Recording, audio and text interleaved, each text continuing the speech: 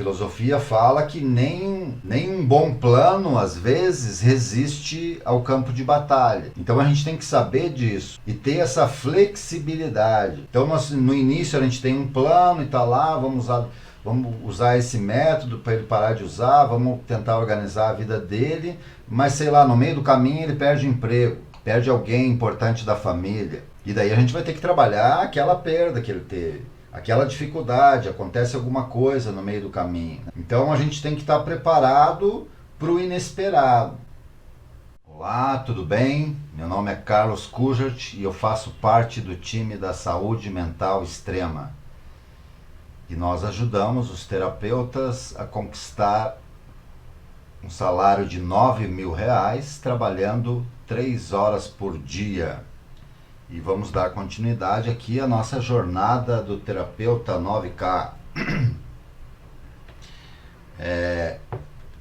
Hoje vamos fazer um estudo aqui dos 13 princípios do tratamento eficaz do NIDA. Então vamos falar sobre essa questão hoje. Esses 13 princípios foram elaborados pela National Institute de Abuso de Drogas dos Estados Unidos. Então tudo que a gente tem hoje sobre dependência química vem dos Estados Unidos, porque eles têm uma experiência no tratamento, né? Eles têm vários centros de reabilitação ao abuso de drogas. Eu já falei em outra live aqui, né? Da onde que vem essa experiência. Eles têm essa experiência por conta da guerra. Então os Estados Unidos ele manda soldado para a guerra todo ano.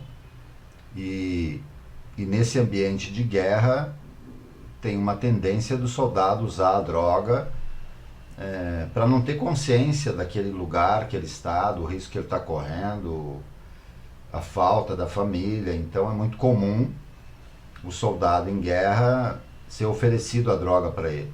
E aí quando esse soldado volta da guerra, ele já volta direto para esse centro de reabilitação. Então eles têm várias pesquisas, vários estudos, e tudo o que nós temos vem de lá, é traduzido, e a gente tenta traduzir para a nossa realidade aqui, né?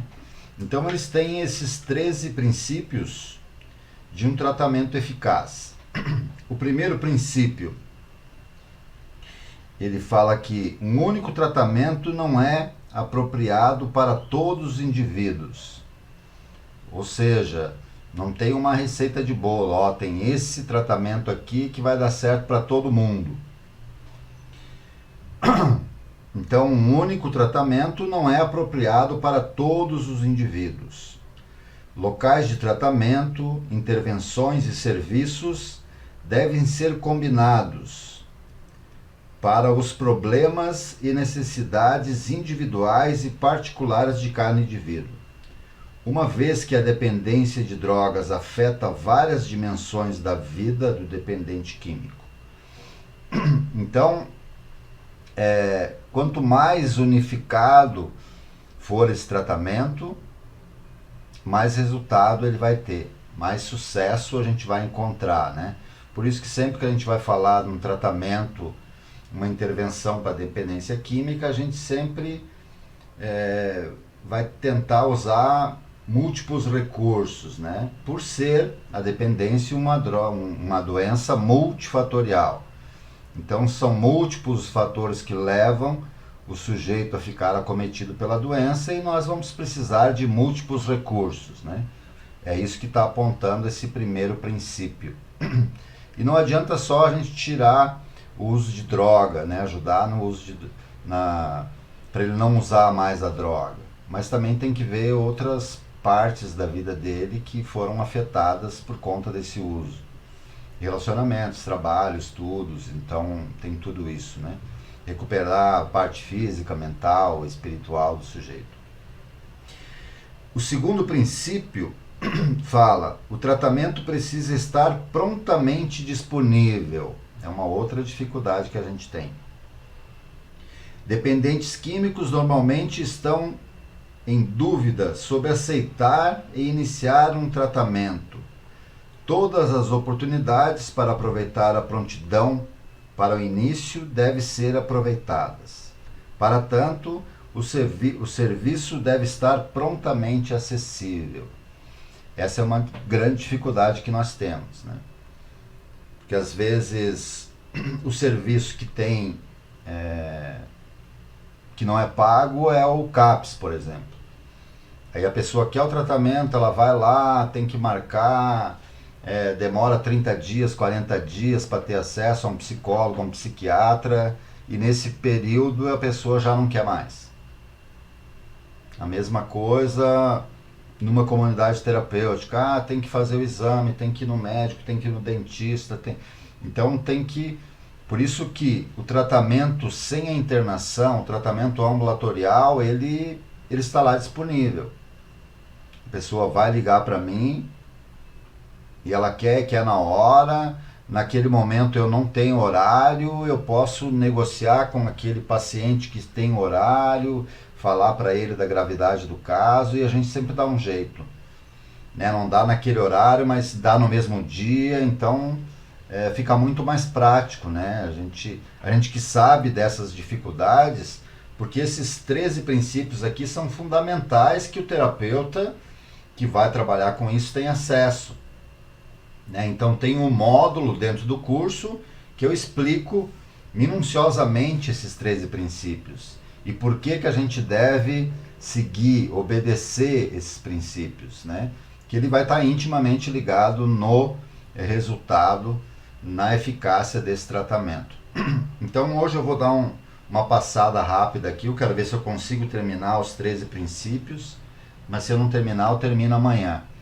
Né? Mas dentro do curso a gente vai trabalhar isso bem mais profundamente, mas é para você saber que existe isso e saber lidar com essa ferramenta, né? Porque esses 13 princípios vão dar uma diretriz para você de como, quando e onde você deve atuar, né? Com esse sujeito e com essa família que está lá buscando a sua ajuda. Então temos o terceiro princípio. Eu vou dar uma acelerada aqui para ver se eu consigo terminar hoje ainda. O terceiro princípio fala: um tratamento eficaz é aquele que atende às diversas necessidades do indivíduo e não apenas o uso de drogas. Percebe que ele está ligado lá com o primeiro, o segundo, é uma sequência lógica. Então diz assim: a eficácia do tratamento, um tratamento eficaz é aquele que atende às diversas necessidades do indivíduo e não apenas o uso de drogas. A eficácia do tratamento está diretamente relacionada com a abordagem de todos os problemas decorrentes do uso de drogas. Problemas esses citados aqui: problemas médicos, psicológicos, psiquiátricos, sociais, vocacionais, legais, familiares e etc. Percebe? Então o foco não é só para o sujeito parar de usar a droga. Nós temos que olhar, né? Lembra aquilo que eu falei numa live anterior?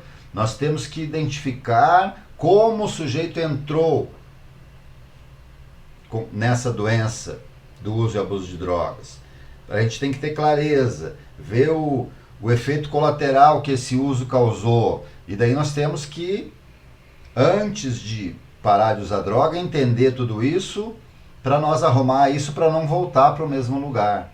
Né? Identificar a causa. Então precisa fazer toda essa investigação aí. Por isso que a família ela é fundamental aí nesse processo. Eu vou falar rápido aqui, mas depois, se você quiser tirar alguma dúvida, o bom do digital é isso, você pode voltar lá e assistir novamente a live que vai ficar lá no canal. Tem muitas pessoas que dizem assim: mas o curso digital, o curso online é diferente, eu aprendo mais estando lá na sala de aula, né, no curso presencial. E no curso presencial a gente não tem esse recurso. Você vai lá, o professor vai explicar a aula, você entendeu, entendeu. Tirou a dúvida lá, tirou. E depois você não tem como rever, né? O bom do curso digital é que você tem acesso, você pode rever essa aula várias vezes ou quantas vezes for necessárias até você ter o entendimento, né? E além disso, você vai ter o canal aqui aberto, a minha presença aqui todo dia. Você tem alguma dúvida, você pede aí. Pergunta que a gente dá um jeito de responder aqui, tá bom? Então vamos lá, o quarto princípio. O tratamento de um indivíduo e o pleno de serviço devem ser continuamente avaliados e modificados, quando necessário, para garantir que o plano atenda às necessidades mutantes das pessoas. Então quer dizer que não é estático, né? As coisas podem mudar, né? A filosofia fala que nem um bom plano, às vezes, resiste ao campo de batalha. Então a gente tem que saber disso e ter essa flexibilidade. Então no início a gente tem um plano e tá lá, vamos usar esse método para ele parar de usar, vamos tentar organizar a vida dele, mas sei lá, no meio do caminho ele perde o emprego, perde alguém importante da família, e daí a gente vai ter que trabalhar aquela perda que ele teve, aquela dificuldade, acontece alguma coisa no meio do caminho, né? Então a gente tem que estar preparado para o inesperado. Quando eu vou fazer o treinamento nos cursos de liderança para o trabalho voluntário, eu sempre uso essa frase, né? Quem vai fazer um trabalho voluntário, um trabalho de terapeuta, um trabalho de autoconhecimento, você deve estar pronto para o inesperado, porque você não sabe o que vai surgir na sua frente. Então você tem que ir adquirindo experiência, adquirindo recurso para dar conta do inesperado, né? Do imponderável que pode acontecer ali naquele momento, né? Então tem um amigo meu que hoje ele trabalha comigo, mas eu tive a oportunidade de participar do tratamento dele algumas vezes. Ele fez mais de um tratamento e hoje ele está bem. E veio uma notícia, apareceu um filho de 15 anos atrás. Como que lida com isso? Percebe? Então são essas coisas que nem ele esperava, nem eu e ninguém esperava. E ele nem tinha conhecimento disso, né? Então são coisas que acontecem. Acontece, né? Eu sou casado há mais de 15 anos. Hã? 16 anos. Ah, tá vendo aqui, ó? Tá do lado aqui, o general, ele corrige. 16 anos eu sou casado. E de repente aparece um filho aí, né? Que meu passado não era dos mais. Mas pode acontecer. Nós vamos averiguar, mas... Entendeu? Então quer dizer, a pessoa tem que olhar ela como um todo e tem que ser unificado, respeitando a singularidade desse sujeito. Então vamos lá, o quinto princípio do NIDA. A permanência no tratamento por um período adequado de tempo é essencial para a sua eficácia. Então, um bom tratamento ele tem um plano, ele tem começo, meio e fim. O tratamento que eu faço no consultório, que é isso que eu vou ensinar dentro desse curso, ele tem um tempo de 9 meses. Em 9 meses, o sujeito ele para de usar o álcool e a droga e a gente começa esse trabalho que pode ou não dar continuidade. Mas o sujeito vai ter clareza do que ele precisa. Na clínica onde eu trabalho, no Gábata, trabalho lá há 7 anos. O nosso plano de tratamento também tem um período, que são 180 dias, ou seja, 6 meses. Então tem começo, tem meio e tem fim.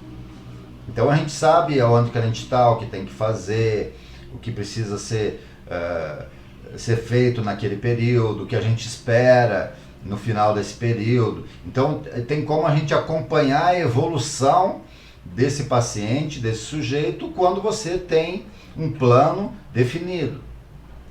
No caso desse tratamento ambulatorial sem internação, nós vamos construir esse plano de tratamento olhando para as necessidades desse sujeito. Então a gente vai construir esse plano a 4 mãos. Percebe? Então por isso que eu tenho que ter esses princípios do NIDA, ajuda muito o profissional inexperiente que está começando, ou até mesmo aquele que já atende, mas não tem esse conhecimento ainda. Né? E é muito comum isso acontecer. Você começa a aprender ali empiricamente, você domina lá um método e aquele método te dá um resultado e você continua ali.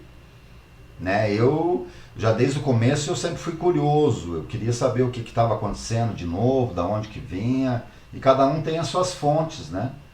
E eu vou, dentro desse curso também, eu vou explicar minhas fontes, aonde que eu bebo, para manter a continuidade desse aprendizado aí, para estar sempre ali reciclando, sempre atualizado.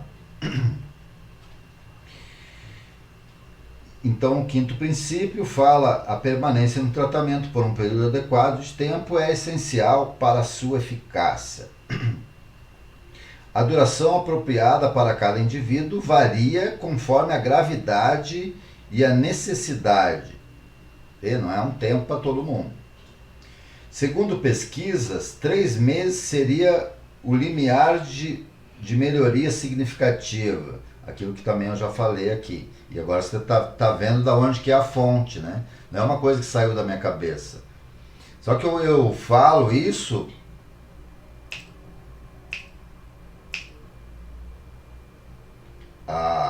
com certeza há mais de 7 anos, porque antes de eu trabalhar no Gábata, tem quase 10 anos que eu falo isso. E tá aqui, ó. Mas só que esse NIDA aqui não tem todo esse tempo aqui. Segundo pesquisas, 3 meses seria o limiar de melhoria significativa sendo recomendada. Depois desse tempo, a continuidade dos cuidados de recuperação, pois se trata de uma doença crônica. Os dependentes químicos frequentemente deixam o tratamento de forma prematura. Portanto, a utilização de estratégias motivacionais nos programas de tratamento é indicada a fim de que se mantenham no tratamento.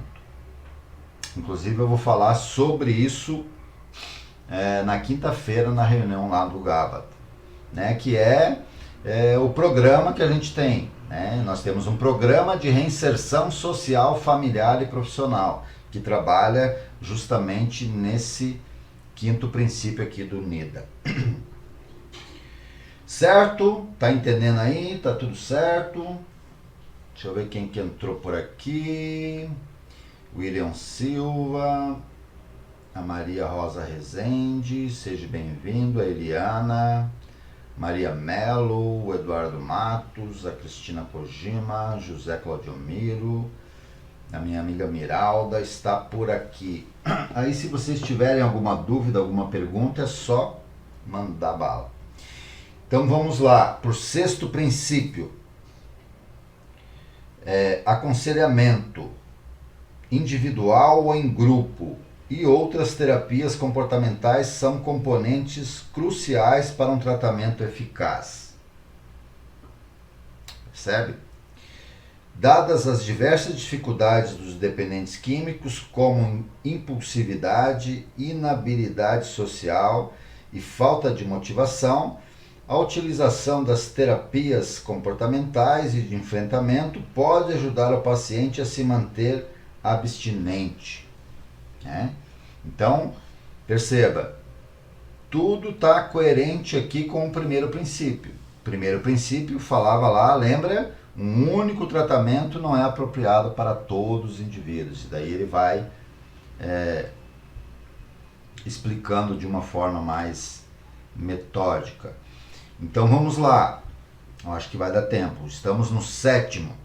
O sétimo princípio: medicamentos são um elemento importante no tratamento de vários pacientes especialmente quando combinados com terapias e com aconselhamento e outras terapias.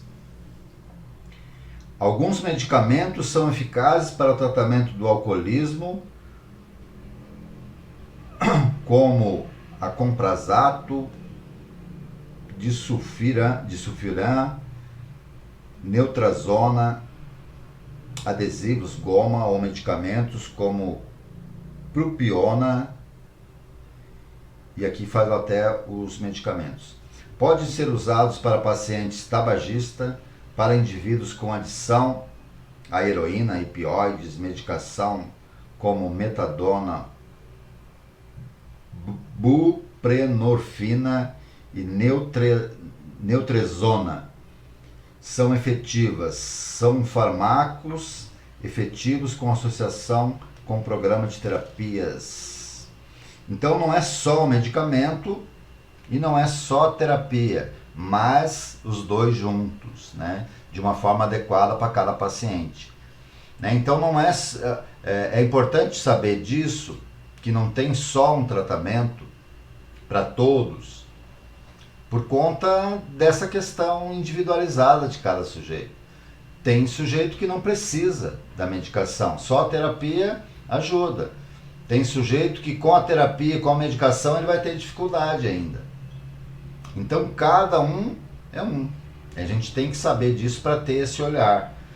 E é importante a gente ter o auxílio de um psiquiatra especialista na dependência química.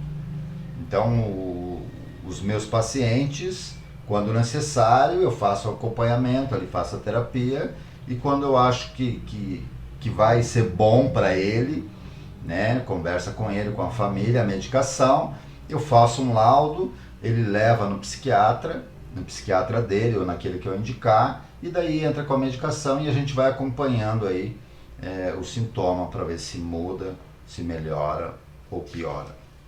Porque às vezes o medicamento a gente tem ali, acha que vai melhorar e piora para o sujeito, então precisa acompanhar. Porque geralmente o medicamento vai ter efeito colateral e às vezes o efeito colateral é pior do que ficar sem a medicação.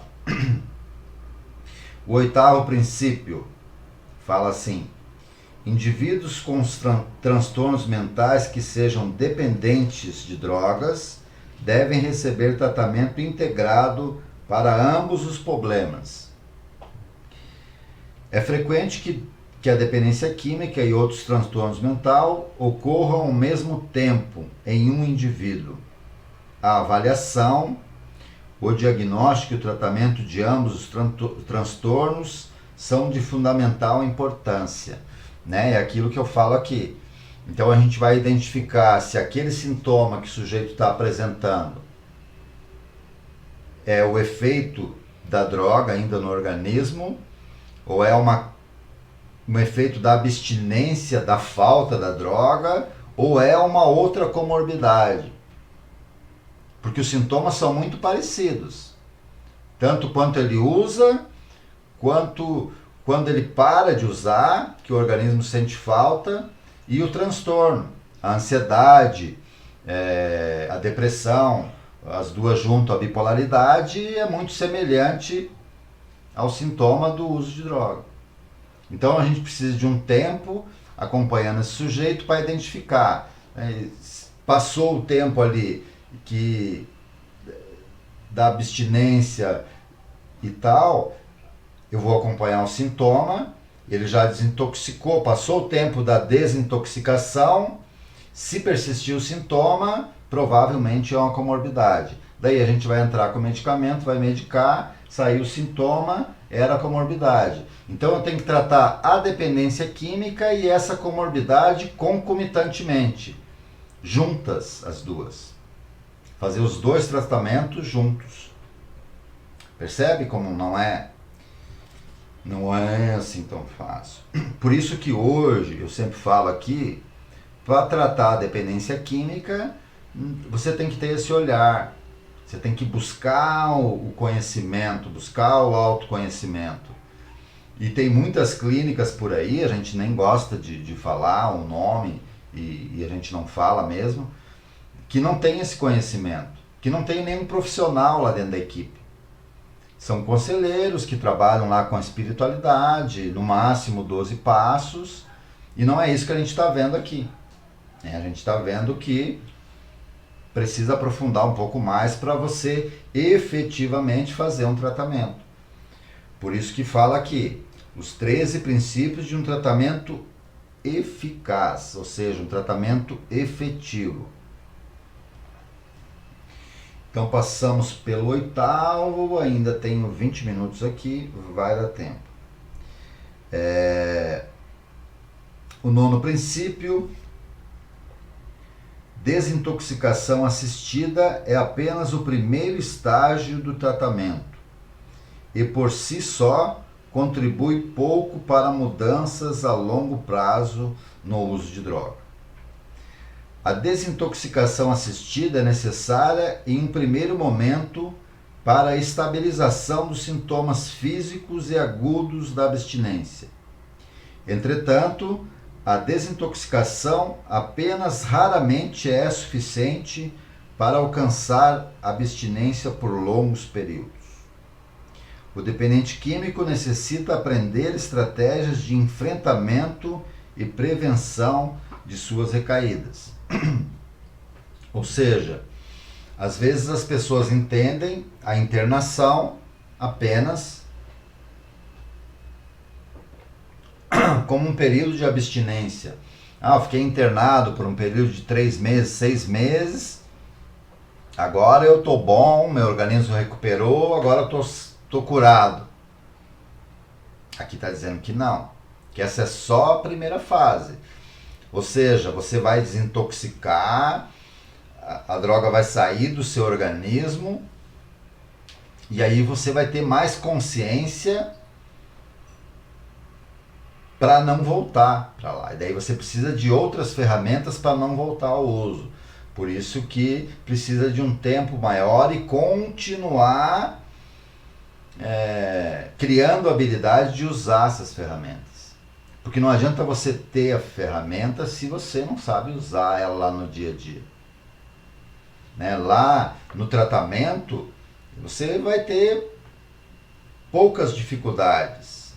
E assim mesmo não vai ser fácil. Mas a grande dificuldade que você vai ter que enfrentar é depois que você sai do tratamento. Então temos aqui agora o 10º princípio. O tratamento não precisa ser voluntário para ser eficaz. Essa é uma outra questão importante. Então muitas pessoas acham que tem que ser voluntário para ser eficaz. Se o sujeito não quer, não adianta fazer.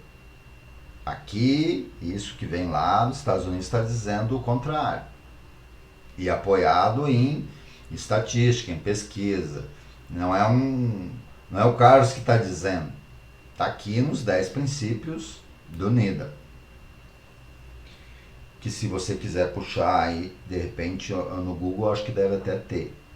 Eu estou olhando aqui no meu livro aqui de estudos. O tratamento não precisa... O 9º princípio, o 10º, melhor dizendo, desculpa. O tratamento não precisa ser voluntário para ser eficaz. Famílias, empresa e o sistema de justiça criminal podem requerer ou ordenar que indivíduos usuários, mesmo contra sua vontade, entrem em tratamento, sendo observada alta taxa de adesão e retenção, bem como sucesso final na intervenção. As internações involuntárias com indicação médicas são necessárias em alguns casos. Percebe? Então, para fazer uma internação involuntária, precisa ter avaliação de um especialista. Um psicólogo, um psiquiatra. Ou até mesmo um médico da questão clínica, se ele está se colocando em risco ou não. O 11º princípio. O possível uso de drogas durante o tratamento deve ser monitorado continuamente. Pode acontecer.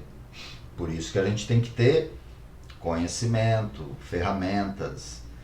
Por isso que temos que elaborar um bom plano de tratamento. E quem que elabora um bom plano de tratamento? Quem sabe tratar. Quem não sabe nem que existe um plano. Percebe?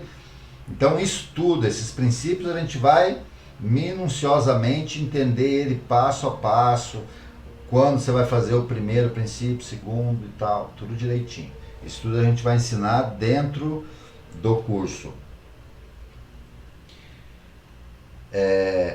Então, 11º princípio, o possível uso de drogas durante o tratamento deve ser monitorado continuamente.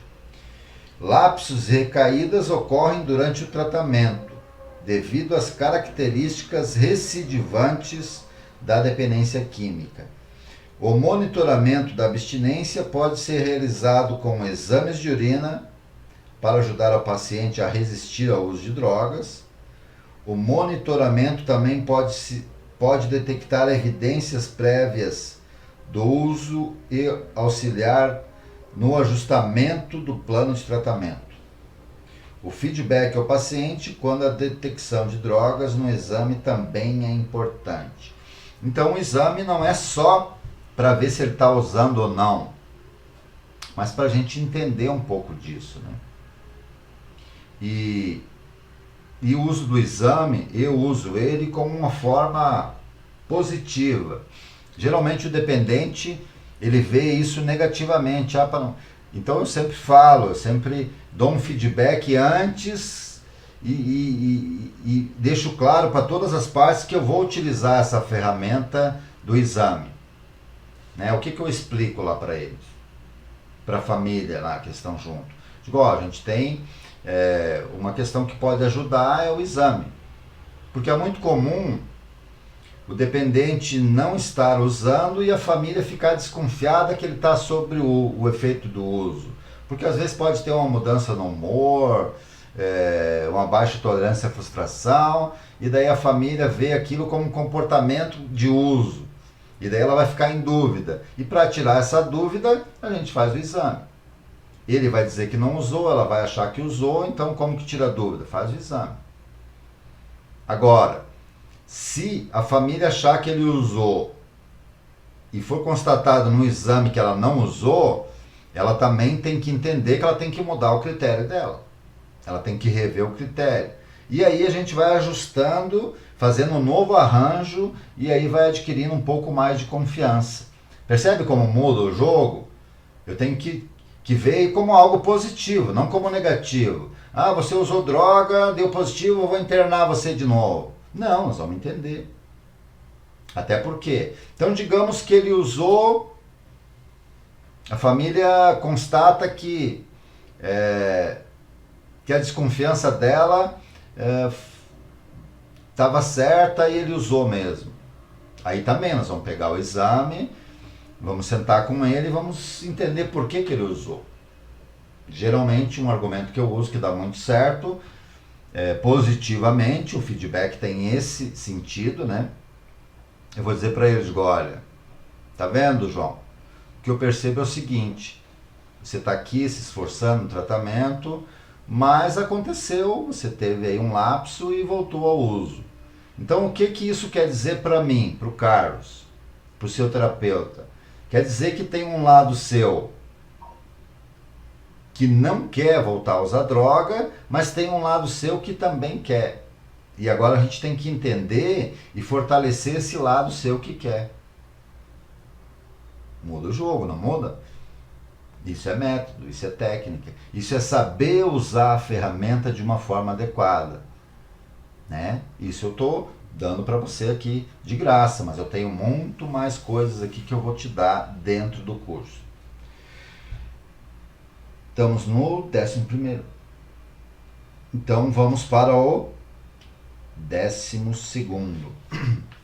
Então o 12º princípio fala: programas de tratamento devem proporcionar avaliação para HIV, hepatite B e C, tuberculose e outras doenças infecciosas, bem como aconselhamentos para ajudar os pacientes a modificarem comportamentos de risco de infecção. É importante, muito importante. Terapias de aconselhamento direcionado com foco na redução de risco de doenças infecciosas ajudam os pacientes a reduzir ou evitar comportamentos relacionados ao uso de substâncias e outros comportamentos de risco. Também pode ajudar aqueles que já estão infectados a gerenciar sua doença. Os serviços de tratamento devem fornecer testes rápidos de HIV e informar os pacientes a eficácia das terapias ativas antirretrovirais no combate ao HIV, inclusive para a população que abusa de substâncias. Então isso é muito, mas muito comum. Principalmente nos grandes centros. Essas doenças infecciosas, aqui não fala da questão da sexualidade por conta que eles não querem entrar nessa celeuma. Mas essas doenças aqui são sexualmente transmissíveis, as maiores delas. Então a gente tem o HIV, assim como a gente tem a sífilis e outras doenças. Porque essa pessoa, ela está lá sob o efeito do álcool, da droga, ela está num estado alterado de consciência, ou seja, ela perdeu o filtro social e aí ela vai se colocar em risco de alguma forma. Então a gente vai investigar. Tanto na clínica onde eu trabalho, a gente faz lá um questionário, identifica, acompanha o sujeito. Antes de colocar ele no grupo, ele fica um tempo afastado do grupo para a gente identificar isso. Tem alguma suspeita, a gente leva, faz o exame. E aí põe no grupo. Se já tem o diagnóstico, a gente vai tratar. Né? Porque essa pessoa, por exemplo, que tem o HIV ou sífilis ou já teve uma outra doença, quando ela está no uso de droga, normalmente ela não vai usar a medicação. Então ela está um tempo sem usar a medicação. E aí a gente tem que tratar a dependência química e também essa outra comorbidade que vai ser apresentada concomitantemente. E isso vai ajudar a equilibrar esse paciente. Agora, se eu estou tratando lá a dependência química, ele, sei lá, tem uma úlcera, e eu não cuidar de tratar essa úlcera, eu não vou conseguir nenhuma coisa e nem outra. É muito comum isso acontecer. Porque a doença ela é bio, psico, social, espiritual. Pega todas as áreas do sujeito. Como a gente viu, agora a gente tem um pouco mais de clareza porque a gente está vendo aí os princípios. Então vamos lá para o último princípio. Olha, vai dar na tampa, hein? Estou ficando bom nesse negócio aqui. Terceiro princípio. O 13º princípio. A recuperação da dependência química pode ser um processo de longo prazo e frequentemente requer vários episódios de tratamento. Às vezes precisa de mais de um tratamento, vai acontecer recaída. Então, às vezes não é num único tratamento, um episódio, são poucas as pessoas. Eu sou uma delas. Uma das poucas pessoas que com um tratamento só conseguiu. Né? Mas a maioria consegue, às vezes demora mais, faz mais tratamentos, então a gente tem várias experiências. A dependência química é uma doença crônica e recidivante, ou seja, ela vai e volta. Haverá episódios de uso durante o tratamento ou até mesmo após um tratamento bem sucedido. A adicção pode demandar tratamentos prolongados, com períodos de crise, com recaídas. Isso não significa que o tratamento não esteja sendo eficaz. Recaídas fazem parte da doença. Portanto, a continuidade dos cuidados durante a recuperação e a participação em grupos de ajuda também contribuem para a manutenção da abstinência. Então, tem muitos familiares que acham, quando recai, que volta ao uso, ou tem um lapsus, tem vários nomes para isso, né?